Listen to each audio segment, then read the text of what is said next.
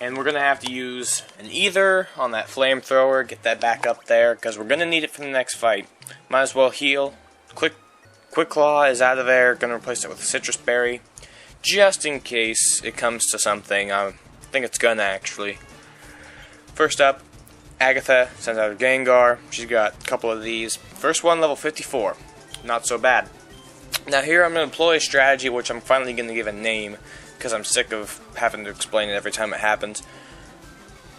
When I use my effective attack, right here, in this case Flamethrower, and it will leave the opponent with just a red sliver of health, which I would then have to take out with a weak attack, but it wouldn't because the Elite Four heal them when there's a red sliver.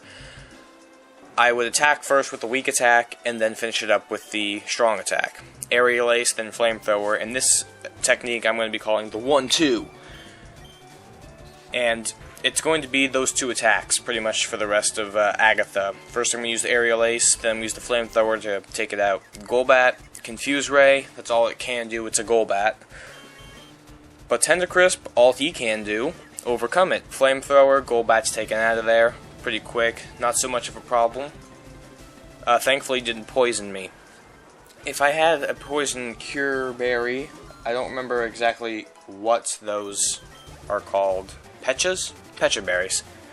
If I had a Pecha berry, I probably would have given it to Tendacrisp, but I think he can make a better use out of the citrus berry. If he gets poisoned at all. Citrus berry, either way, he can use it. Sludge Bomb, probably going to poison me. Arbok, probably going to poison me. Poison types. Lots of purple going around. Let's 1-2 the Arbok before it's too much of a problem. Everybody knew that was coming. 2 Aerial Aces would have taken it out, or a second Flamethrower, or, in this case, see, Poison. Citrus Berry actually came into play. That would make me survive one turn earlier from the poison, but Arbok used full restore, so that was a bad move on my part. I thought it would have actually taken it out in the 2 hits, but I'm going to use the regular strategy of just using the strongest attack until it's dead. A couple of Flamethrowers, Arbok's gone. Or should I heal? I think I can chance just one more attack before I have to heal up. Arbok's down, okay. Next up, Gengar. This one's 4 levels higher than the last one. Let's see if the same strategy should be employed and it'll work out okay. First, full restore. I could just have used a max potion on there, because I figure I would get re-poisoned again in this battle anyway. But, might as well just take every precaution. But if I had stayed poisoned, he wouldn't have been able to put me asleep just there. Not so big a deal, because of course I have the Poke Flute. Don't need to use Awakenings anymore because I am a professional first-gen player.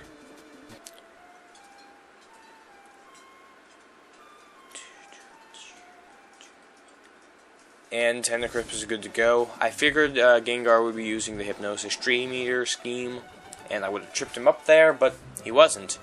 Instead, I get goofed and poisoned, and I'm going to have to use another full restore eventually. Let's see if I can make it through Gengar without having to heal.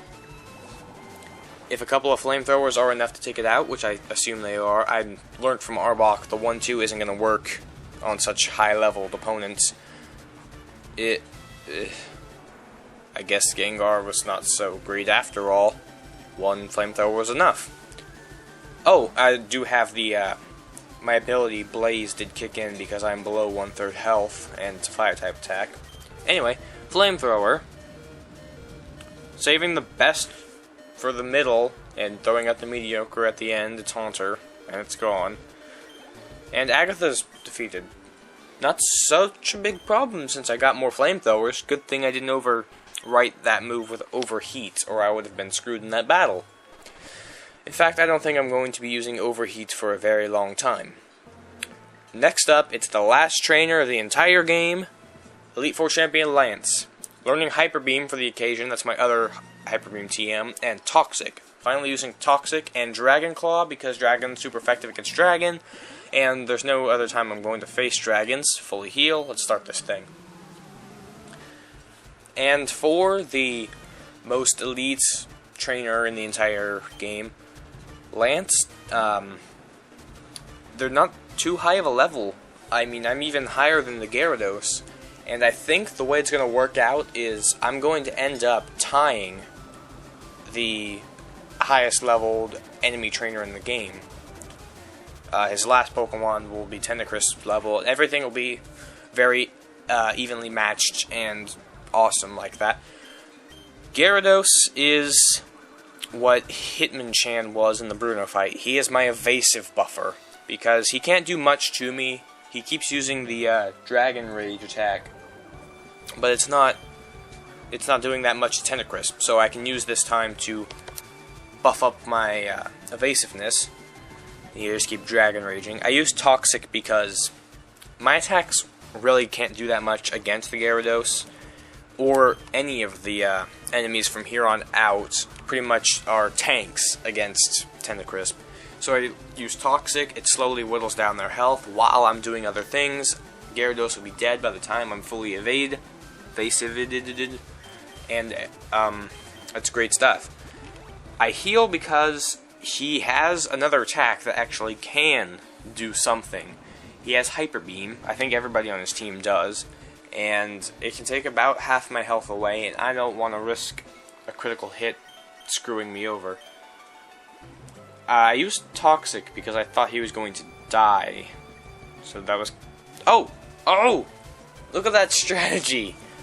I knew either he would die or he would heal. Either way, I'm going to poison him or I'm going to poison the thing that comes out next.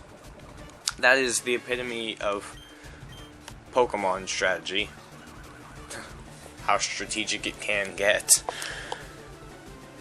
And Dragon Rage still whittling away very slowly. Maybe he'll show off the Hyper Beam so he can prove that I'm not lying. And I think that's maximum evasiveness. That's 6 double teams up, so I can just wait around for Toxic to take effect. Or I can use Aerial Aces to help. Or I think I'm actually going to have to heal because I think Hyper Beam can screw me over. Well, no, maximum evasiveness is now. I have maximum evasiveness, and I think he's out of Dragon Rages because he's moved on to the less effective Bite. And he'll be out in 2 turns from the poisoning, so I can heal up and see what he's going to do. Hyper Beam, but it missed. It would have been dead if he used the Hyper Beam because 2 turns of poison, he has to recharge, can't heal, poison would have killed him. I'm very afraid of another Hyper Beam connecting like this one did. So I fully healed up, plus he would die from the poison anyway, so what's the point in actually attacking him? And he's gone. Hyper Beam didn't do nearly as much as I expected it would. I guess the egg and Hyper Potion is on my face after all. This is why I had to be so maximum evasiveness. Other than the fact that anything on his team can pretty much wipe me out in one attack, Aerodactyl is half rock. Everybody knows Tentacru's hates rock types. 4 times effective, all that deal. And it hasn't been as bad up to this point as it is now because Aerodactyl, very strong, ancient power, very strong rock attack. If it connects, I'm screwed. So, maximum evasiveness, try and take it out of there as fast as possible. Throw in the Toxic, be fully healed at all times. Dragon Claw is the most effective attack because everything else is weak to rock. Flamethrower, Aerial Ace, Double Team can't do anything. Contemplating using the Dragon Claw there, or because the poison would have taken him out anyway. So Aerodactyl, threat neutralized, nip that right in the bud. Level 59, almost to. Next up, Dragonair. Now, I'm not going to bother using Toxic on the Dragonair because of the ability Shed Skin. As soon as I hit it with a poison type attack... No, there's another reason I'm not going to use Toxic. One-hit KO. If I use Toxic, it'll heal itself with the Shed Skin ability immediately. Another level 54 Dragonair. Should be able to take that out with the Dragon Claw, just like the last one. Right? One-hit KO. Only it's not. And Safeguard. he gets in the safeguard, which means I can't even put poison on it if I wanted to. I have 3 reasons against it now. Problem is that safeguard carries over after I kill it, which I did 1-hit KO. No, it's still alive. I actually have to use a second Dragon Claw on that. I could have just used Aerial Ace, but I thought it was going to heal, so. And Safeguard continues over onto this Dragonite, which I would normally have liked to use Toxic on, because once it evolves from Dragonair, loses its Shed Skin ability and becomes completely worthless with the Own Tempo ability. And so I'm just going to use Dragon Claw. It's super effective, very nice, and the worst it can do to me is Hyper Beam, but I was so evasiveness it couldn't hit me. Whoops. Oh. Well. So much for the most powerful trainer in all the game.